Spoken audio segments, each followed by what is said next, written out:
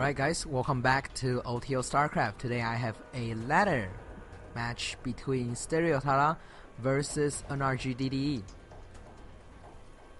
So it's going to be a PvT on Shattered Temple. Now it's kind of getting old, but I still like this map about what the fairly recent, I guess, changes on this map is Blizzard how remove the island expansion and put these two rocks right here so that you can expand to a third on the corner relatively safely, almost disregard of what position you're at.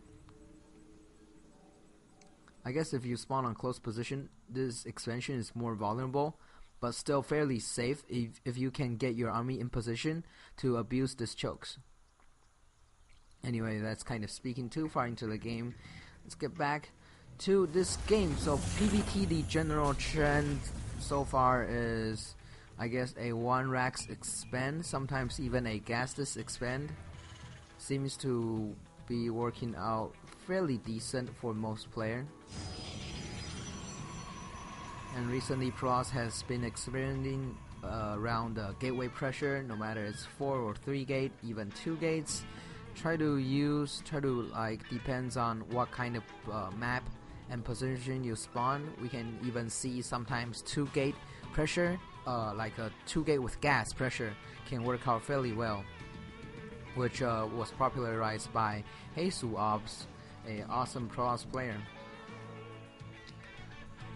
Now this is a ladder match, so both players can spawn on relatively on the close position, and we can see right now NrGdde scouting this direction and seeing the probe from this side so that he knows the opponent is not spawning on the close position. Fairly normal, nothing too crazy.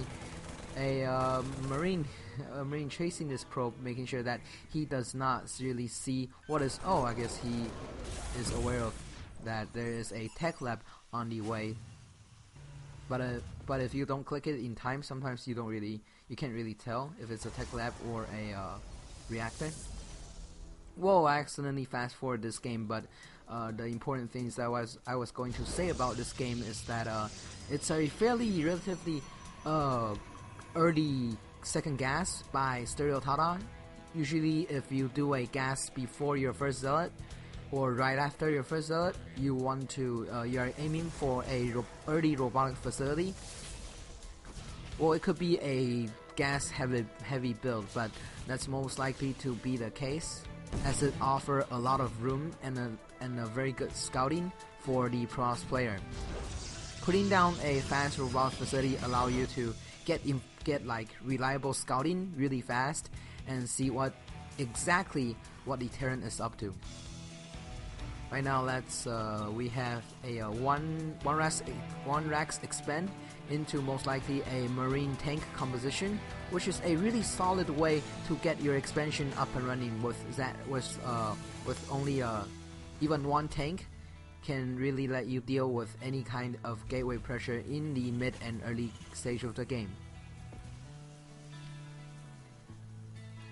Now that fast robotic facility allow you to get a really solid, really safe expansion up. You can sometimes even take your expansion before the second gateway. However, oTLTada right here choose to be more safe, be more solid, and put down a second gate. Make sure you have that gateway army count, and deal with any pressure that the Terran opponent can apply. Dede trying to scout around the perimeter, making sure that there's nothing incoming, there's no pressure that he should prepare.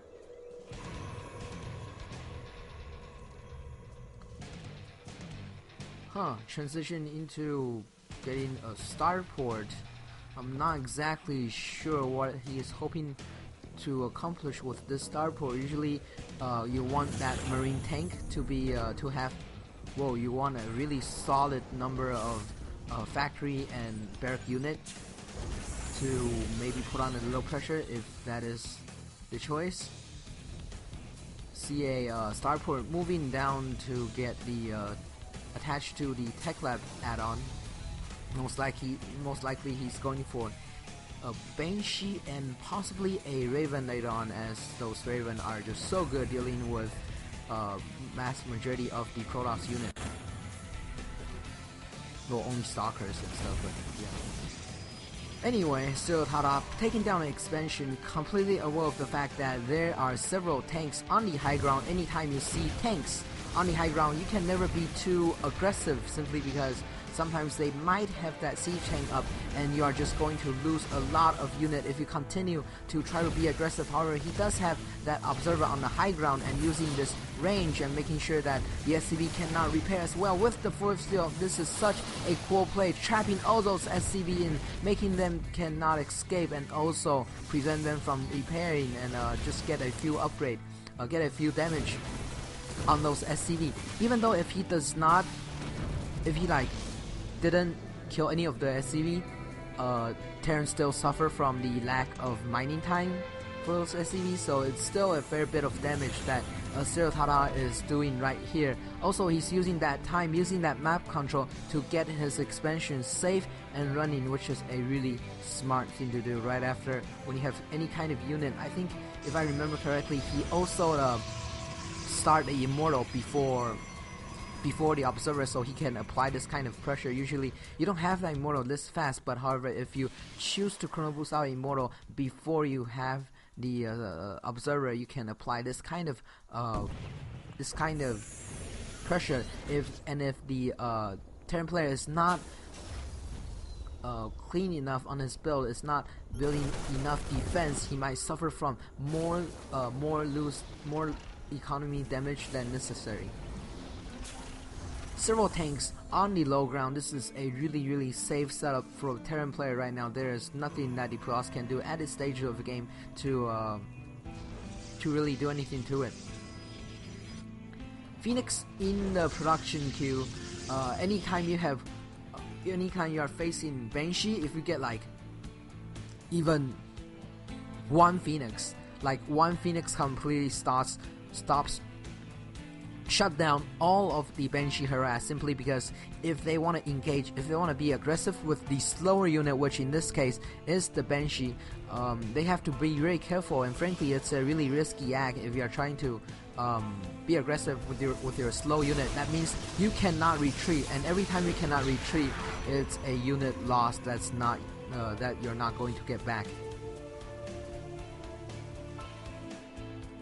So right now, DD is fully aware of the fact that the opponent has these Phoenix tech, and Phoenix actually saw two Phoenix, so looks like he's not going to do any kind of drop play or Banshee harass in the near future. Swapping all those, swapping this starport to the reactor is a really smart follow-up. Every time you have a Banshee, every time you have cross air with ground bio support, it's really beneficial for your Viking to force them whether to engage or abuse that range of range 9 and force Phoenix to retreat, because there's no way Phoenix can really engage against Viking with bio support.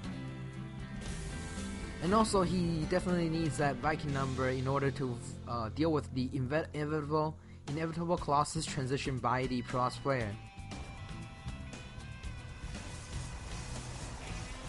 Well, he knows that Colossus must be coming if like such a early robo is in place, most likely. But okay, putting down a robot facility, also using all these Sentry and Immortal to take down these backdoor rock to make sure that he has another expansion ready to go. This is such a awesome play, using his unit no matter like when he's not doing anything with his unit, and just making sure that he can get this really safe expansion up.